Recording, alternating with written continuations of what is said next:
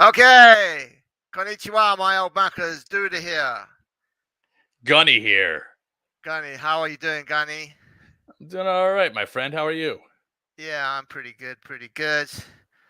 So, welcome to our first stream of Thank Fudge It's Friday. Although, I think I got a new word instead of fudge. What's that? Flark. All right. I've been playing, what is it? The Guardians of the Galaxy video game. Oh, how is it? It's really good. But they all use it instead of saying fuck, like fuck you. It's like flock you. So flock is used. Flock? A lot. Like a flock of seagulls? No, not flock. Flock. Like they run so far away? What are you talking about? Yeah, it's really funny because like he's a flocking idiot and things like that. It's kind of funny. It's a very good game. You should check it out. I'm thoroughly enjoying it. The banter between the characters is really cool. Do they use the original actors? Like from the movie, or is it hired, different hired voice talent? I'm not sure actually. I think they're different, maybe, and the characters look different than the movie. But yeah, it's good. It's well worth playing. If you got Xbox, it's on Game Pass for free. So if you have an Xbox, I'll have to check it out. Yeah. Okay, so today we're gonna look at my Kickstarter, which I've got. Let's look at it. Yeah. Right. Let's share screen. Where the hell is that gone? Oh, there we go. Okay, here we go. Hold on. Window. So Microsoft Edge tab. There we go. Share. Okay, can you see it? Yes, I can see it. Okay, Nin-Nin Nini and the Crown Thief. That's my new comic. Backer's not going very well at the moment, but oh well. In a nutshell, my comic is young ninja and her dog tracking down the stolen Bichon crown. It's a fun comic which I wrote for my daughter. The main character Nini is based on my daughter, and her companion, which is Loyal Leo, which is the dog on the right, he's based on my dog as well. So yeah, written for my family, but it's good. It's a fun story. So I thought I'd try some. Is there a video we could watch? Yeah. This is the trailer. Let's click it.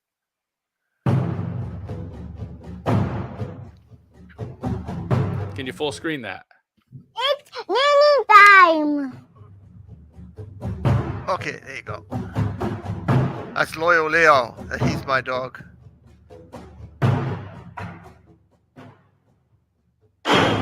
That's my first stab at animation. Did that myself. Nin-Nin.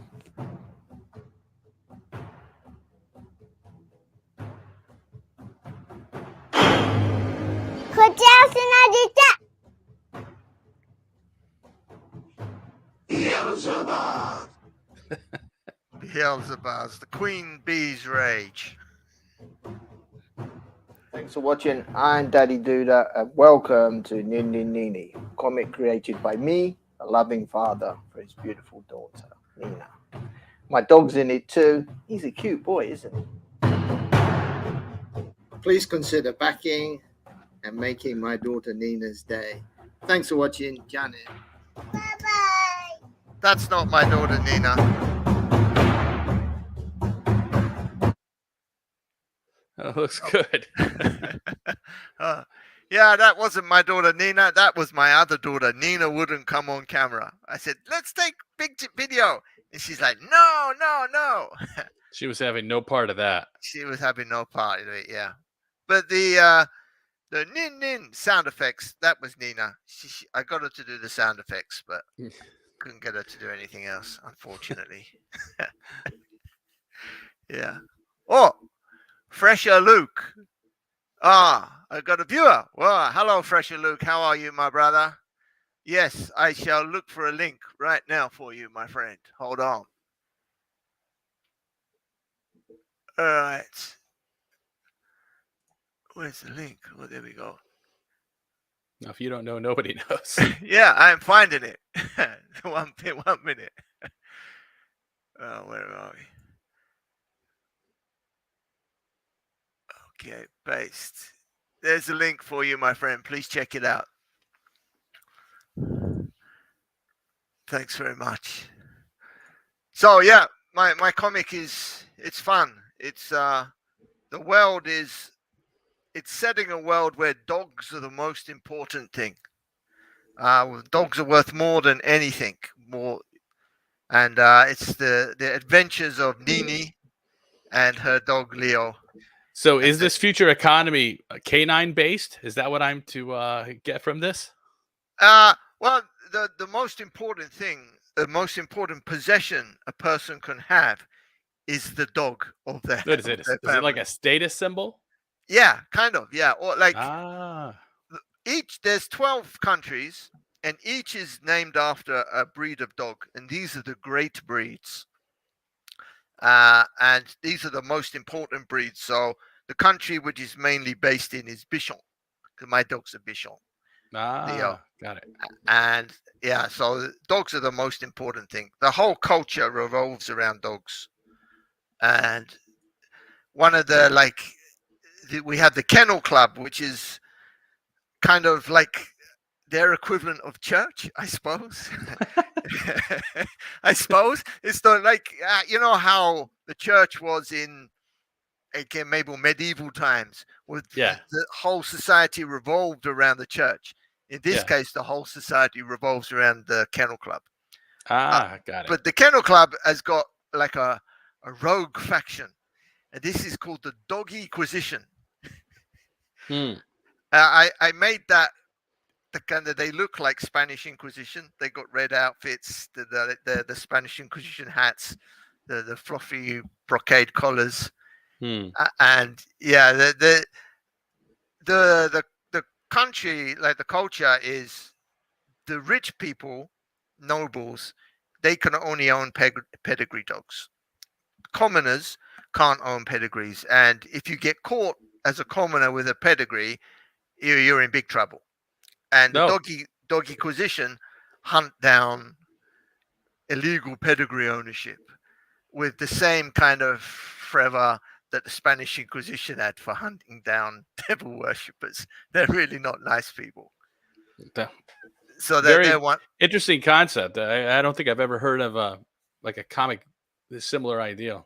Yeah, they're kind of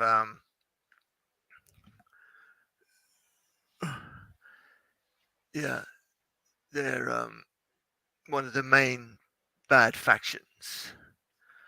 Yeah, but and I'm working on book 2 now, about 50% through.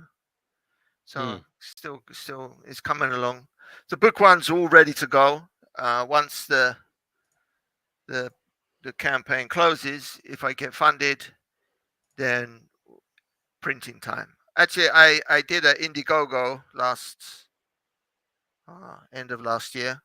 Yeah, and I still got quite a few books left over from the Indiegogo, so that did pretty well, and I managed to pay for extras. So I've still got quite a few books left, which I could sell. So if somebody wanted to get like the first part of the story, they still could? Yeah. Well, this is for the first part of the story. The book 2 is not ready to go yet. I thought I'd try Kickstarter and see how it goes, but I haven't put much YouTubing to the Kickstarter.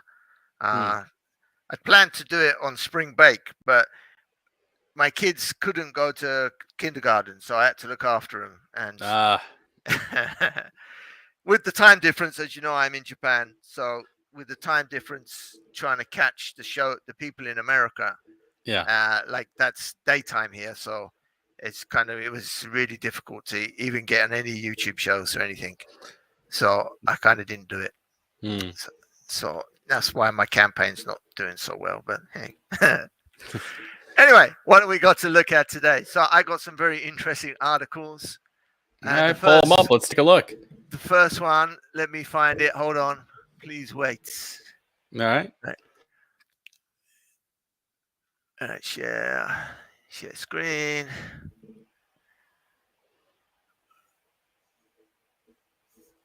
Oh, here we go. Green Arrow's son, Connor Hawke, officially comes out as asexual. Keeping it original, DC. Keeping it original. It's not like every other character isn't trans or something these days. Yeah, I was thinking that because like the trans LGBTQ etc. That's like 6% of the population, but maybe It's 80%, relatively low. 80% of DC characters are part of that. So anyway, let's read. Green Arrow's son, Connor Hawke, will come out as asexual during DC's upcoming DC Pride 2022. Now, what does that mean? Asexual? He just doesn't give a shit? What are we talking about here? I don't know. Please read on. I lose track of what all these things are, to tell the truth. So according to them, I like how them is underlined. That's the pronoun.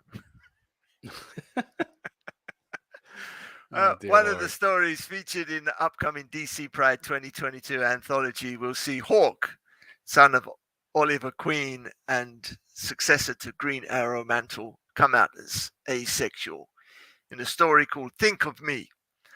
Now, I mean, Think of Me. It's a superhero comic, yeah? I want to see superheroes. I don't want to. I don't care what sexuality they are. No, I want to see. It's Green Arrow. I want to see arrows. You know, I want to see superhero fighting, stuff like that. Yeah. Does it matter what someone's sexuality is? You know what? Everything has to be sexualized these days. Sexualize everything. I remember back in the day when I was reading Spawn. You know, I'm like, oh, you know, what's Spawn going to do with the Violator? I never thought, should Spawn be violated by the Violator? I didn't think about comics that way. Nobody did. We just cared about the action. Nobody cared what you know, no one even like, what does this character do when they're not fighting crime? I wonder what kind of sex they're having. Who gives a shit? Who gives a shit? Yeah, I don't. The fuck happened to people, man? It's their minds broke in half. Yeah, well, yeah, it's people just. Oh, I don't know what's happened with society. It's just. It's difficult. I grew up in the 80s when that was my teen years kind of thing. And it's a completely different world. Yeah. Every effed up thing you could do to make the world crazy has been done. Look at that below it. Does that say DC celebrates Pride Month with a sweetly romantic Tim Drake cover? I suppose so. Wait. Because in case you didn't know, they made Tim Drake also gay. Oh, sweetly gay, apparently. I mean, isn't the cover meant to make you want to buy the comic? And that's how it used to work. Yeah. I know that's how I discovered a lot of comics. I'd walk in my comic store on Thursdays or whatever day it was when the new comics came out, and and that's why, you know, comics have always had good. That's why you have different cover artists doing the cover and not doing the interiors. Sometimes it's the same person, but back in the day, a lot of times it'd be different, and they'd have a real flashy person, you know, do the cover art, like Jim Lee used to do some sick cover art. And the point is, you'd catch people like me that come in the store. I don't know what I want to buy this month, so I look at the shelf, and whatever had a badass cover, for example, Spawn #1. Holy shit! I bought 2 copies of that on the spot. Just based on the cover alone. I knew nothing about Al Simmons. I knew nothing about the character. I did know Todd McFarlane because of Spider-Man, obviously, and Venom.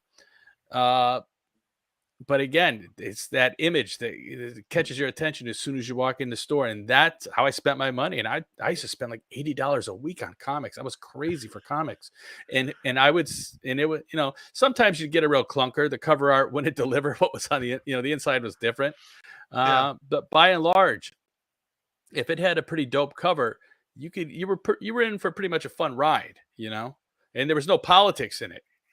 You just knew it was going to be action Jackson. That's what we wanted. That's what we paid for. That's what we got. Yeah. I never knew if Spawn was conservative or liberal, and I didn't give a shit. And the same thing with Spider-Man and Wolverine. I could give a rat's ass. Were they kicking ass? Then I'm all in. Yeah. If they're going to talk about their feelings, I would have ripped that magazine up and wiped my ass with it. What the fuck? Please. Yeah, save that shit. That's people nowadays, that's their defining trait. Their sexuality, your pronouns. Their fifis and where they put their peepees. Yeah, I know. Yeah, your defining trait. That's not my defining trait, that I'm a dude. Hi, I'm Jim. How do you feel? Where do you put your pee-pee? That's the standard greeting in 2022. It used to be, hi, how are you? I'm Jim. Yeah. Well, anyway, shall we carry on reading? Yeah. Oh, please do. Please do. So what did we get? According to them, one of the stories, we got to that bit. So Think of Me follows Hawk as he fights Music Meister, while he also writes a letter to his mother about coming out. Oh, so please wait. Don't okay. go to super move. Right. Please wait. I just got to tell my mother something. Wait. It's like the new Oreo commercial. I don't know if you've seen that. No, I haven't. The whole commercial is about an Asian guy coming out to his family that he's gay, and then at the very end you see an Oreo cookie. It's like, what the fuck did I just watch? What kind of inception was that? Was that a cookie commercial? Holy shit! I feel like I just came out. What the fuck? Then he says, I can see him saving an example. Some lady at a bus stop. He's going to save her. Ma'am, I'm about to save you, but I just want to know. I just want to know if you're okay with trans people because I'm coming out. If you're not, I'm probably going to leave you. Who the fuck is writing this trash? So I was very aware of the logistics of the letter, said Brandt. As well as coming out, it needs to explain what asexuality feels like. Because it's just like being an earthworm. Aren't earthworms asexual? Can't imagine it. But why do people have to imagine it? Have to know? What? Yeah, exactly. I don't know what it's like to be a killer whale. Do I have to fucking imagine that too? Why do I have to imagine anything? Comics is like escape. It used to be escape from your day-to-day life. Why does everything have to have the same old? Just put everything in, and why? I don't care about. I don't care about what sexuality someone is. I got some gay people in my family. I don't care. No one cares. That's the point. It's 2022. Nobody gives a shit. It's just annoying. It's like. Every comic, the main character in the first couple pages goes, "These are my genitals. Do you want to know where I put them?" No, I don't, because I don't give a shit. I barely care where I put mine. Why would I care where you put yours? And you're not even real. What the fuck? Anyway. Or I'm sorry, what the flock? Flock. Oh, okay. So this is the writer. I need to explain what asexuality feels like. Because a lot of people can't imagine it. And it makes perfect sense to me, especially because I'm also autistic. And not understanding what it's like for someone who experiences something different to you. Well, yeah, well. So, many Green Arrow fans have long interpreted Connor as asexual. Is that true? Apparently. Apparently that's the case. I didn't know that. Yeah.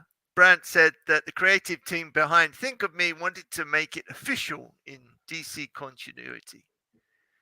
And like it was that extra little bit of help having You got to the make it entire official. That way team- you officially break the character. You got to make it official so that character's effed for generations and nobody's going to buy the comic. So the entire team is asexual, Brent said. It felt like it was really a personal story for all of us on some level. In as much as you were getting a paycheck from it, I guess, yeah, and that way it was personal. It was your job. But why? So if we're going to use this logic that only an asexual guy, like writer, artist, etc., can do an asexual comic, okay? We're using this logic. So therefore, only a superhero can write a superhero comic. You know what? We're not far off from that day, okay, buddy? It's coming. That is coming. So they shouldn't be writing, yeah? Only someone with superpowers. A master. I'm sorry, you don't have actual eye beams. You cannot be writing a Superman comic. Next. Yeah. Sorry, you can't you can't hit that bullseye from 250 yards. And sorry. Only a proper archer can write this comic. You want to write Kate Bishop? You better be a damn good female archer. Anyway, I do like the other subheading below that one. DC's gay Aquaman lands his own HBO Max series. Oh, this just in. Aquaman's HBO Max series canceled due to low ratings. Oh, well, I wonder why. But isn't everything getting canceled nowadays? I mean, that has Aquaman has a queen, right? Yeah. I mean, as far back in the comics as I know, and even the movies with Jason Momoa, doesn't he have a queen in that? Yeah, and Aquaman Johnny Depp's crazy ex.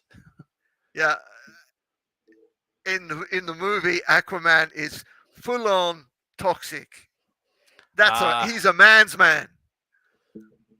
Like in the movie, let's go drinking. Yeah, come on, you want to fight? Yeah, let's go. And then they end up drinking together.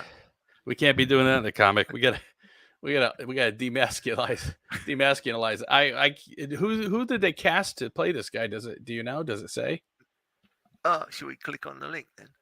I'm just curious. Okay. It's just so predictable. I mean, why does it? Oh God. Oh yeah.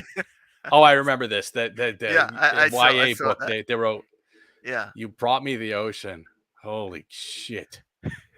Holy shit. You know what? Here's what I'm gonna say.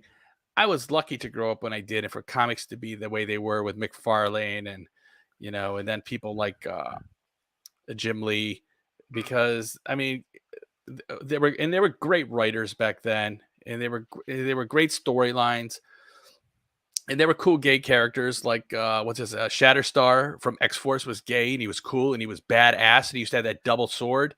He was so. And here's the thing: it's like they were cool gay characters back then, and they kicked goddamn ass. They didn't talk about their feelings. They punched face. All right. They saved people. They saved the world. They saved the universe. They got shit done. And now it's like, you brought me the ocean. You're cute. What is this? What is this? Who is this for? Yeah. In them days, like that one, we say now, the defining trait of this comic is that he's gay. Not that he's a superhero. And again, nobody gives a shit. Yeah. Nobody cares. Nobody cares that a character is gay. You know what being gay like is in 2022. It's like saying, "Oh, he's got blonde hair." Okay. Or he's got green eyes. Okay. That's how much thought people put into it, because that's how accepted it is. We don't care. Yeah. Nobody cares. Nobody cares. Yeah. Man, it's your life. You do anything you want with your life. It is. You got one life to spend. It's like a coin at the arcade. You put it in any machine you want. That's up to you, buddy. I got no problem with it. Nobody does. But the stories, all evolving around someone's genital region. How the hell is it a superhero comic? It's like it's erotica. That's fine if you want to write erotic novels, but don't call them comic books. They're not comic books anymore. They ceased to be comic books when you started talking about your feelings. I want to attack Thanos, but I need to know how he feels about it. Are you shitting me? What the fuck? Anyway, so speaking of how badly comics are doing, I got another interesting article for us to look at. Let's hear it. Let's see Let's it. have a look. Hold on, let me get it up. This is more that I'm interested in. One Piece sells over 500 million copies worldwide. Do you know One Piece? I do know One Piece. It's Yeah. about to be ruined by Netflix. Just like Netflix ruins Yes. every other Japanese property. They absolutely destroy it. Yeah, well, yeah. They don't But- understand it, and they don't pay any. All they know is this: people like it. We can make money off it. Yeah. Let's take it and ignore everything But- about but- it. Just accept but- the name and the character's name, and we'll do what we want, like they did with Cowboy Bebop, which was trash. Trash, yeah. And yeah, I mean, The only Yeah. good thing in the Cowboy Bebop Netflix series, I want to say quickly, is the dude who played Jet. He was also in Luke Cage. That dude nailed Jet, nailed the part of Jet perfectly. I mean, he got the attitude down. He had the voice down, which was he was perfect. What's his name? Harold or Kumar, whichever one. Yeah. I can't remember which character he was. Playing Spike was so miscast. but There's a on a much better superficial actor level, that they could have he looked good as Spike. No, He- I don't think Oh, no, so. just- There's a just- guy. I think there's a British actor. I think his name's Andrew Koji. He plays in Yeah. this TV show called The Warrior on Cinemax. He looks like Spike. Okay. Same hair, same eyes. That guy would have nailed it. Even with a bad script, because he so embodies Spike perfectly. Oh man, God, missed opportunity by Netflix. Missed opportunity. So by actually, Netflix. Netflix are in big trouble. Their sales are got their Well, I heard they're going to jack the share price.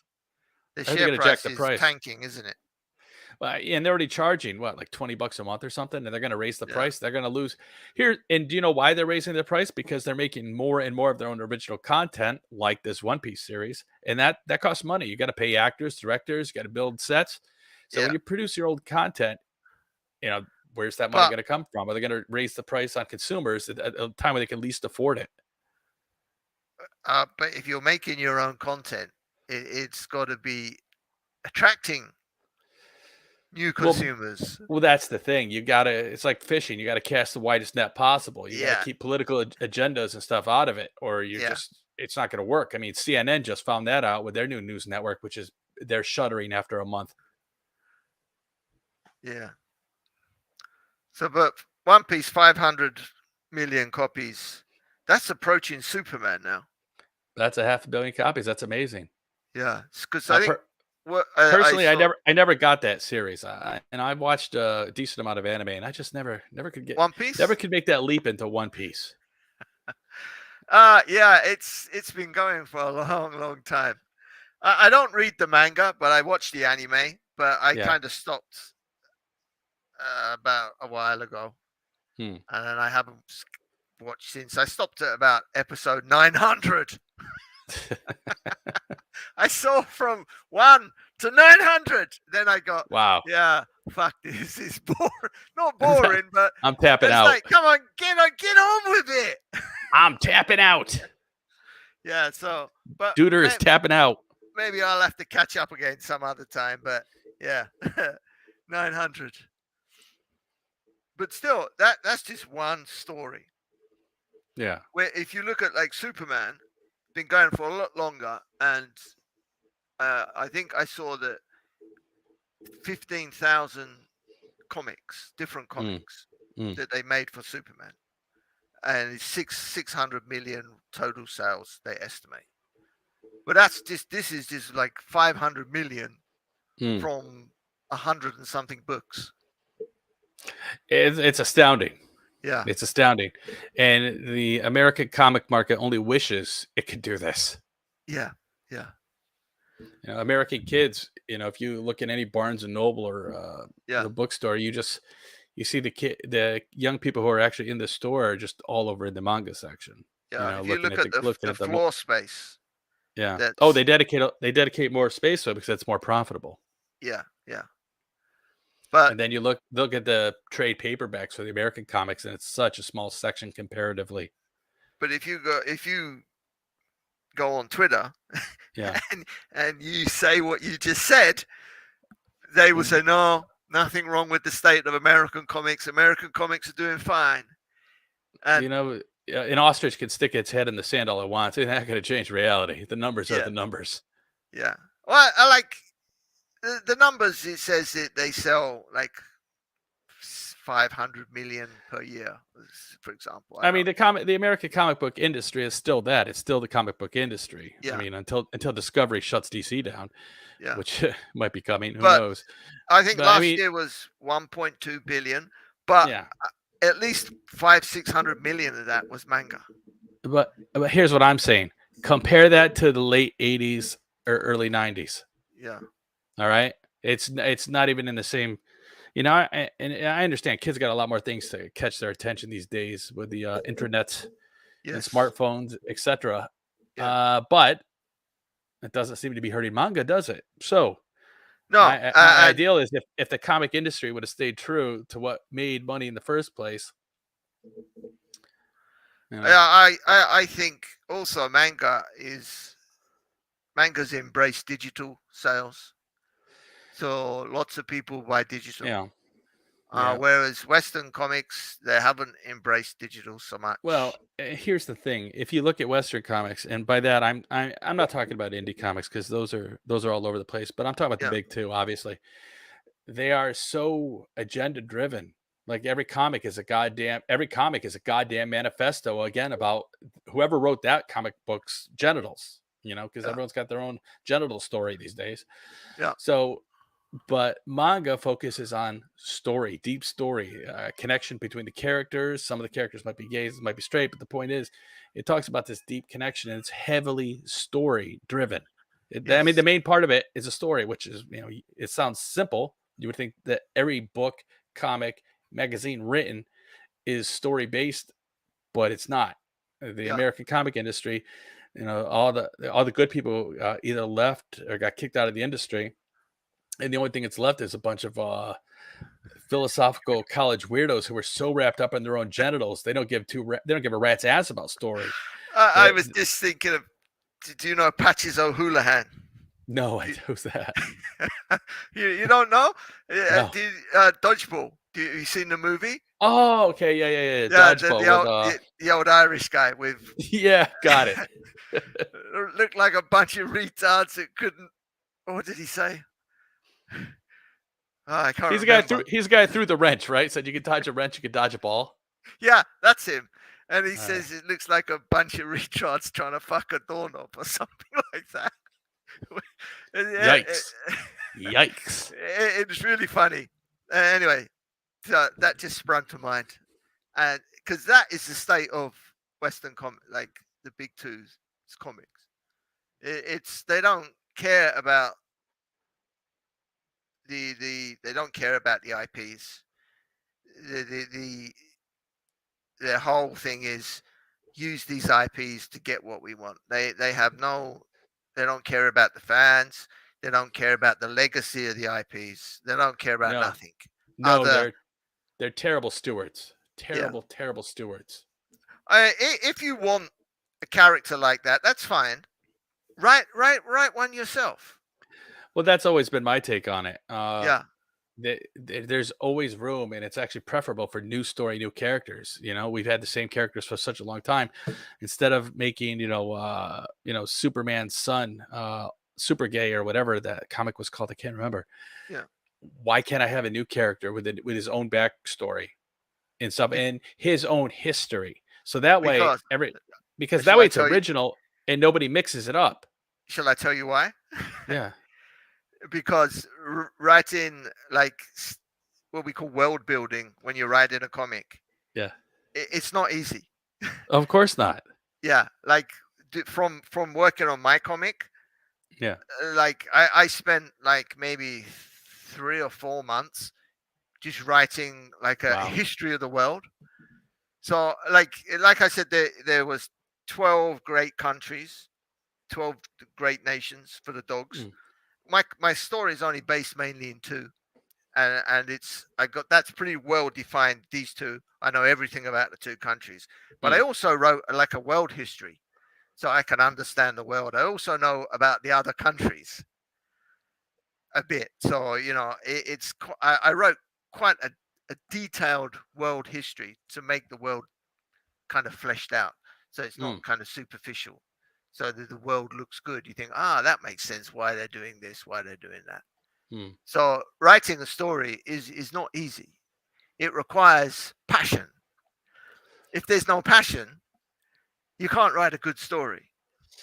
And these writers, their passion isn't for the story. Their passion is politics. Is politics. Or their PPs. Yeah. So can we coin the phrase PP politics? I suppose. Yeah, there you go. Yeah. There you go, buddy. I just gave you a new phrase. Their passion, and with nice alliteration. Their passion is for PP politics. Yeah. So that's why they can't write. So that's why they take an existing story, with an existing fan base, and they change it, and they shit on it as hard as they can. Well, I don't necessarily think it's shitting on it for the purpose of shitting on it. Like, I think it's the same way you'd use a crowbar to open a refrigerator, or something that's jammed. It's just a tool. I get it. I to look on it like as an analogy, that like a guy's, if you imagine this story, there's a guy with an arrow stuck in his chest. All right. Like, they don't care how they get that arrow. And you know who that guy was? That was Green Arrow, because he found out his son is asexual. They don't care how they get that arrow out. Like, it's a barbed arrow. Yeah, cut it out. They don't care what gets damaged. Yank that son bitch right out of there. Yeah, their focus is just on achieving their goals, and they don't care about collateral damage. You know, I remember when I was younger, we didn't give a shit about politics. We didn't give a rat's ass. No. I mean, we didn't care about politics because we knew both sides were corrupt. So we just enjoyed our music. We enjoyed our movies. We enjoyed our friends. We enjoyed our comics. And we didn't care about left, right, center, up, down. Nothing mattered except for just chilling out.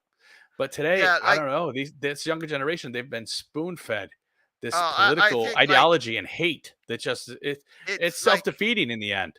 Yeah. So I got lots of friends who are from back in the day who you could say that my views are on the conservative side ish. Yeah. So I'm kind of center conservative, I suppose. Yeah. And I got lots of friends who are definitely on the left side. Yeah. But back in the day, we could talk about politics, no problem. They would say, I don't agree with what you think, and I'd say, I don't agree with what you think, but we could talk rather nicely about it with no big problem. And at the end, marketplace of ideals. Yeah, absolutely. We'd still be friends. But nowadays, if someone says, in fact, there was that difference that makes life kind of interesting. You're like, oh, this guy doesn't think like me. That's cool. Tell me why. Maybe maybe I'll end up thinking like you. I don't know. Yeah. Tell me what you think. It's interesting. It's a spice of life. Now. Now everybody has to conform. I'm this, and you say, no, I don't agree with that. Nope. Yeah. Everybody must conform. Yeah. We don't need no education. More like all got to march in step with each other. I mean, what the hell? Nobody can have a free thought by themselves anymore. No. Yeah, I mean, my political ideology is the same as what it was back in the day. I don't give a shit. Just don't mess with my stuff. And don't tell me I have to care about your feelings, because I literally barely care about my own. So I'm not going to care about yours. Yeah, I don't care about anyone outside of my circle of influence, so to speak. I care about my family and my friends. Strangers, I don't care. Not that I go out my way. I'm hoping you got a general sense of caring. Yeah, general sense, but I don't, like, I'm myself, and I don't care if someone doesn't like me because I'm myself. If you understand. I don't change generally. Billions of a-holes on the planet. You can't walk around giving a rat's patoot what anybody thinks. You just gotta, like I said, we all got one ride around. You just gotta ride it the way you want. Yeah, I'll be diplomatic, and maybe I won't say something to I don't want to upset you, but you're not gonna. I don't particularly care what people think. Generally speaking. And that's and like I said, I mean, I don't care what people do, and I don't care what people say, and that's the comics. When they started changing, I just noped out. You know, I'm like, okay, that's the way we're doing comics now. All right, enjoy. And I just took my money and went elsewhere with it. Read manga. I did. I mean, I went to Japanese stuff because again, it's so heavily story based, and the world building was incredible in some of these comics. I mean, the writers put so much detail into it. Speaking of manga, the manga has been, we would say, like, there's so many different kinds of manga. Like there's manga for everybody. There's manga for gay people, manga for like male gay. There's manga for lesbians. There's manga for this, manga for that. There's manga for trans. There's manga for baseball. Yeah. There's manga for there's manga every for everything. sport. And and you know what? And that's the thing right there that separates manga from American comics, except the indie comics, but those aren't really huge. It's the manga is so diversified, whereas American comics a long time ago, and I've heard someone say this before, it hyper specialized in superheroes, and that's it. That's it. Whereas manga is like, oh, you like flower arranging? Got a manga for that. Yeah, I mean, obviously they're not super successful, but they're still successful enough to get published. The point is, going to an American comic book store is like walking into a small convenience store, whereas going into the manga in terms of its categories is like walking into a huge department store. Yeah, the choices are virtually endless. You will 100% find something you like in manga, no matter who you are, no matter how you feel, no matter what your politics. You will find something in manga, and that's why manga is kicking the American comic book company's ass, and will continue to do so. Because Marvel and DC are not going to change course. That's it. They're all in on woke comics. I'll beg to differ a little bit. The most vocal people on Twitter and social media about how Western comics should be inclusive will never find a manga that suits their needs. Oh, I want to know. I don't use Twitter. That's for mentally ill degenerates. I've never made a Twitter account. I never will. What an utter waste of the human condition. Yeah, I do, because I'm trying to. Well, if you're using it for business, I get that. Yeah. But if you're like some mentally deranged blue-haired land whale, just like, oh, I gotta cause this kind of havoc and yell at these people because they don't think like me, and you're doing that 30 times a day, you need to seek professional help, and you probably need a fair dose of Thorazine because something is wrong with you, deeply, deeply wrong with you. So I stay away from Twitter. Nothing to do with it. Yeah, Twitter is social cancer. Well, I think back in the day before social media, people weren't so much arseholes. No, they were, but we all kept it to ourselves. Yeah, no, but if you was an arsehole, you'd get a punch in the face. Oh, for sure. Yeah, for sure. Like if you said something. If you're walking up and down the street in the city and you say something rough to somebody, they're gonna call you out and then punch your ticket on the spot. Yeah, for sure. Yeah. So I mean, I've had a few people that have said some pretty horrendous things to me on Twitter. Is that true? Yeah. I'm not going to say what someone said, but I don't need to hear the details. Someone said something about one of my family, and if that would have been to my face, man. Yeah, there would have been trouble. They're just trying to wind you up. Again. I know. I'm fortunate I don't have to use Twitter for any kind of like business reasons. So this is the crux of the social media problem. Yeah. The social media has made how we communicate as social beings. It's too much. Completely removed from reality. Well, completely removed from the social part that you just said. Yeah. So people think, and it kind of carries over into everyday life. People think I behave this way on Twitter, so therefore I can behave this way in real life. No, you're absolutely right. The younger generation completely sees it that way. Yeah, they completely see it that way. Yeah, and that's unfortunate because again, it's like society is devolving. There's no manners, there's no etiquette, and no one's polite to anybody anymore. Yes, apart from in Japan where I live. Yeah. and that's kind of maybe fake politeness a lot of the time, but it's still politeness. You know what? It's that fake politeness that greases the wheels of society so everybody can get along and do what they need to do in a day without harassing other people and without being harassed. Yeah. But it sounds, but in the West, especially in America here, that social lubricant is gone, and it's just grinding gears all day, metal on metal. Yeah, I got one of my Twitter friends. I'll say friends maybe, and he had this little video with him in like a flak suit or some kind of body armor. Oh, like what I'm wearing. Anti-ballistic, yeah, like an anti-ballistic body armor, and he said this is how much it weighs. So I said, what do you need body armor for? Twitter. Said, yeah. So no, he come back and said, well, I'm just preparing just in case. What is he like? What do you call those? Disaster prepper or no, end of the world preppers? No. He is saying what you're saying, that social cohesion is just devolving.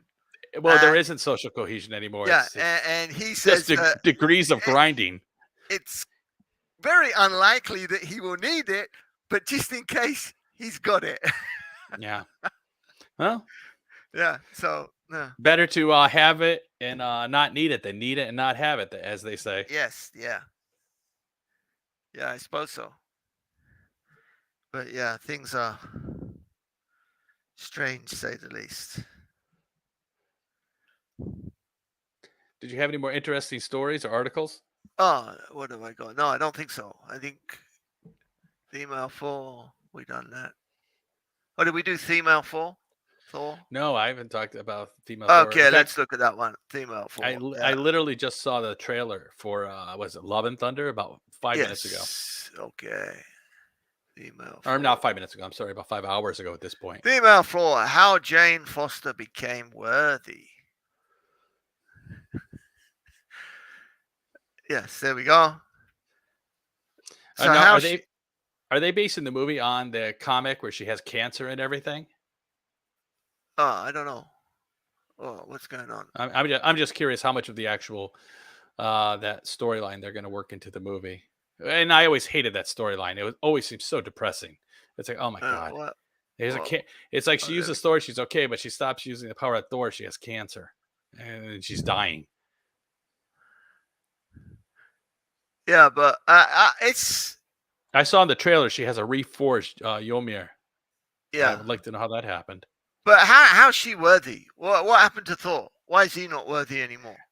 All I know is in the trailer, I saw him. He was setting and said, "I have to think about my place in the universe or something." And I think you have to think. You're one of the Asir. You are one of the gods. What are you talking about? You have to think. What do you need to think about, Thor, son of Odin? Yeah. And he's got some new big battle hammer.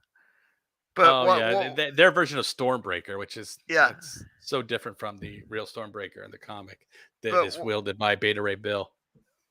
But why? Why did she? Why? Here's the thing. They are completely out of ideals. So they're just going to the comics. They went to the Silver Age of comics or whatever you want to call it. And they've used those characters, except the Fantastic Four. That movie will be coming.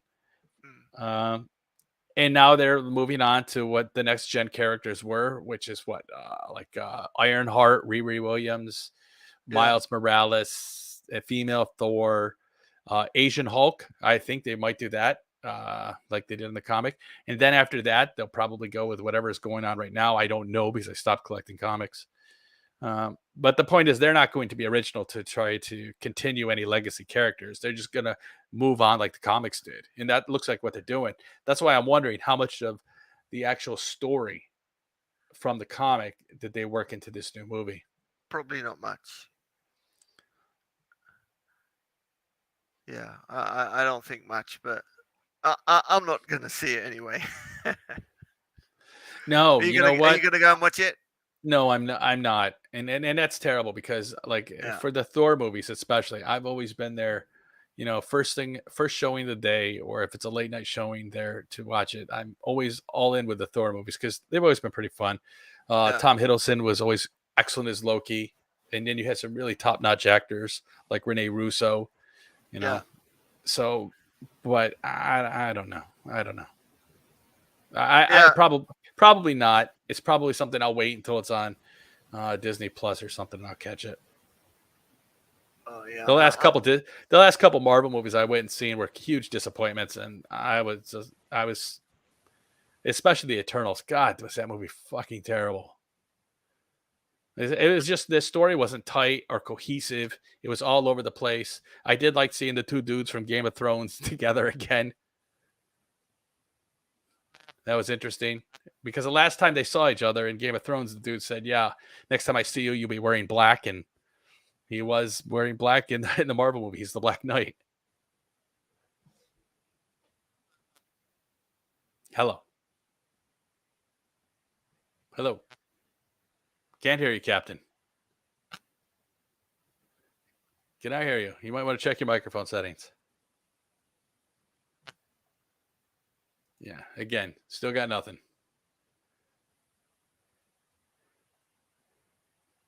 you might have to private this stream. Yeah, I can't hear you. Just clicks and beeps. Oh, and there he goes, folks. So, welcome to the Gunny Show. My name is Gunny Highway. And today we're going to be talking about how Jane Foster became the female Thor. You sound like Mr. Roboto. Yeah, it's not happening, dude. You sound like a bee inside of a glass buzzing. Yeah, you might want to unhook your microphone and then plug it back in, and then go into the settings and make sure the mic is hooked up, or the correct mic is chosen. Yeah, I can't hear you. Yeah, we could probably stop it here. And again, if you need to, you can just private this stream, chalk it up as a practice. Yeah, your computer is kind of must be dying, because it looks like yeah, my image is not moving too well either. So, all right,